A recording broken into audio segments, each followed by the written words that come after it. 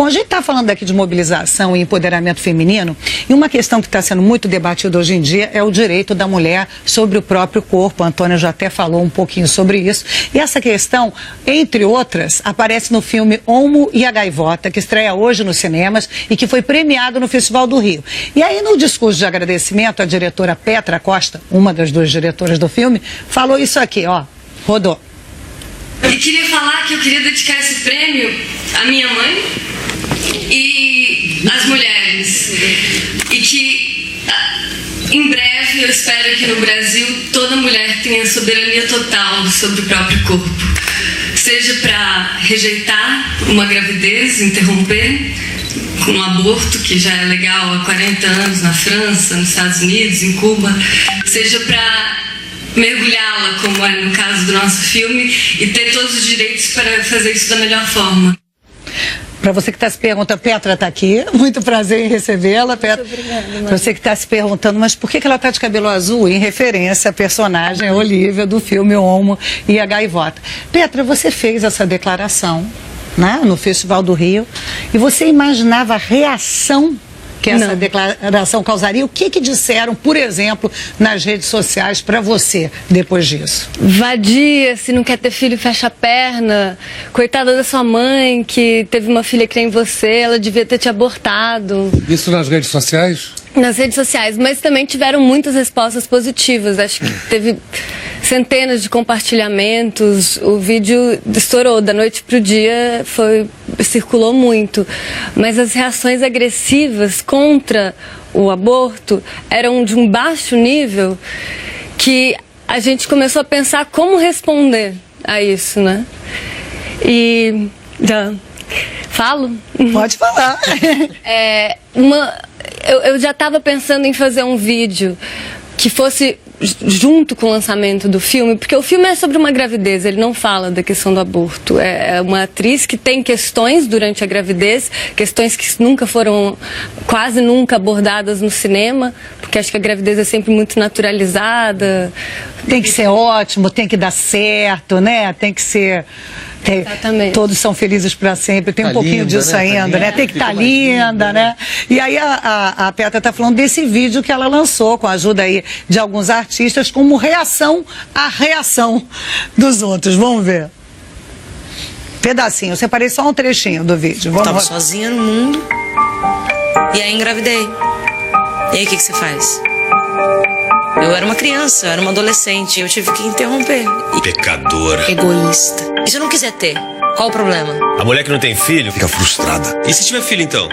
Ah, tem que ficar bonita. Oh, bem arrumada. Cheirosa. E se for estuprada? E se não quiser um filho? Não pode abortar? Não pode abortar. Não pode abortar, não. Vadia, você não quer ter filho, fecha as pernas. Toda mulher é dona do seu corpo. Faz com ele o que quiser. Meu corpo, minhas regras. Minhas regras. Minhas regras. Minhas regras.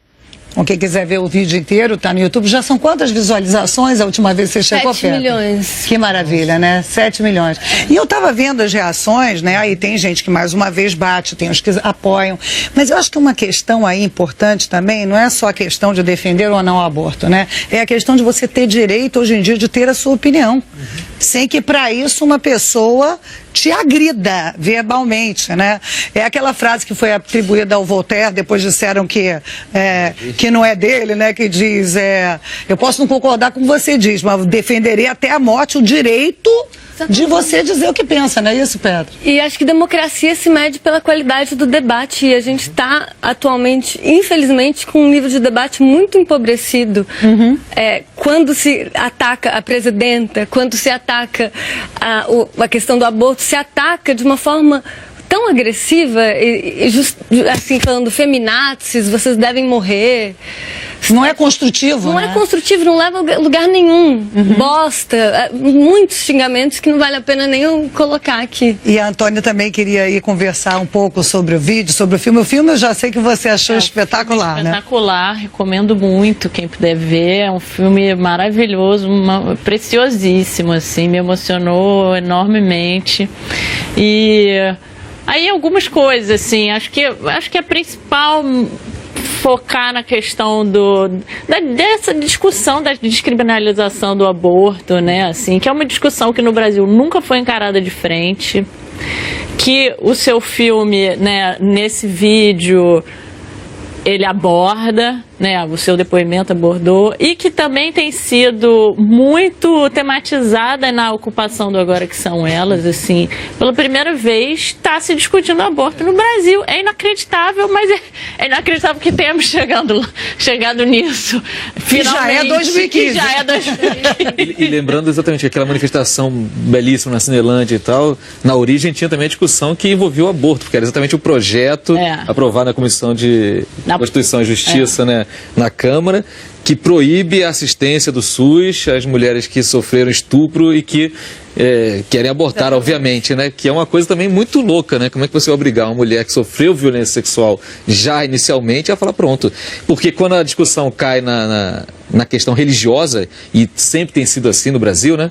Fica muito difícil, porque religião basicamente é dogma, né? E dogma é isso ou não é isso. Então, as pessoas muitas vezes usam os dogmas religiosos para trazer a discussão para o seu lado e aí não tem uma discussão, na verdade, você não tem um debate. Mas aí não tem um argumento, né? Desculpa, porque a defesa da PL que o deputado Eduardo Cunha faz é muito bem feita, inclusive, assim, ele fala que toda a ideologia do aborto foi plantada por instituições internacionais supercapitalistas. Então é uma teoria conspiratória internacional e as feministas foram enganadas por esse discurso e passaram a defender esse procedimento sujo. E agora, enfim, eu não sabia disso, mas o deputado Eduardo Cunha, então, é um nacionalista ferrenho, né? Essa novidade eu não sabia. Coisa fantástica. Mas, enfim, então ele não chega nem a tocar nos argumentos que seria mais óbvio associar ele, já que ele é evangélico, né? Alegórica. Ele quis fugir do debate religioso, porque sabia que aí ele ia dar margem justamente a essa crítica que todos fazem, né? E veio por esse caminho. Queria falar um pouquinho do filme, né? Sim. Que estreia hoje, O Homem e a Gaivota, e que conta a história de uma atriz, né? Que, se preparando para encenar A Gaivota do Chekhov, descobre que está grávida. Aí eu queria te perguntar, como no meio desse filme, né, você trabalhou com 2 atores internacionais do Teatro du Soleil e com uma co-diretora da Suécia? Da Dinamarca. Se odeiam, né? Os dinamarqueses e os suecos se odeiam. Exatamente, não é isso. De sueco e dinamarquês. Tá vendo? Não tem problema. Vou ter problema.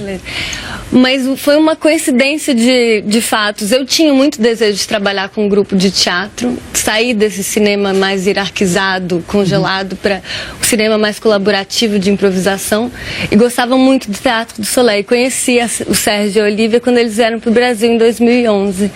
E aí eles viram Helena, que é o meu primeiro filme, gostaram, a gente começou a falar, vamos fazer um filme junto? Em seguida, eu estava mixando Helena e fui para Cannes.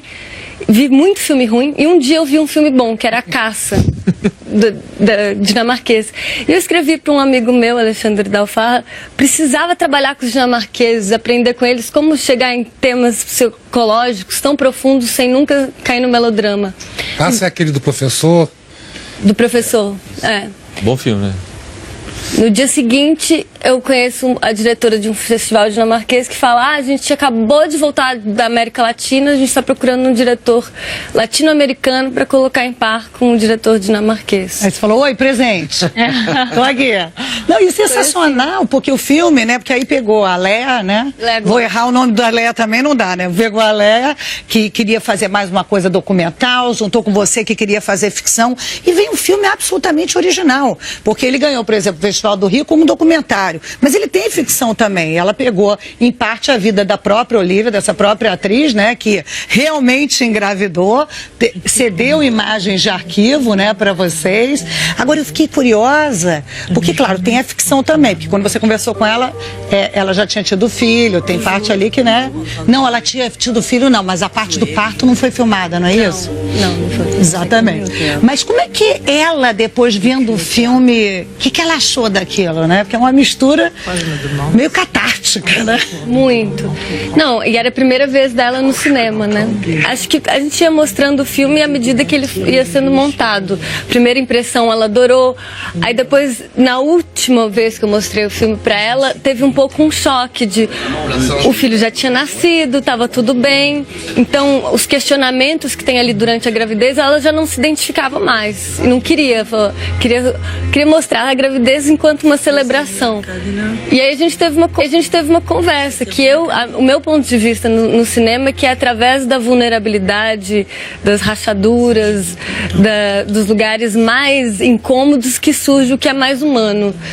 E uma semana depois ela se reconheceu e aí ficou tudo bem. Mas qual foi a pergunta que você se fez para entrar nesse projeto? O que você estava buscando discutir ali? Tem a questão do afeto, eu sei, mas e com relação à gravidez? A gravidez? O quanto uma gravidez não é também uma morte.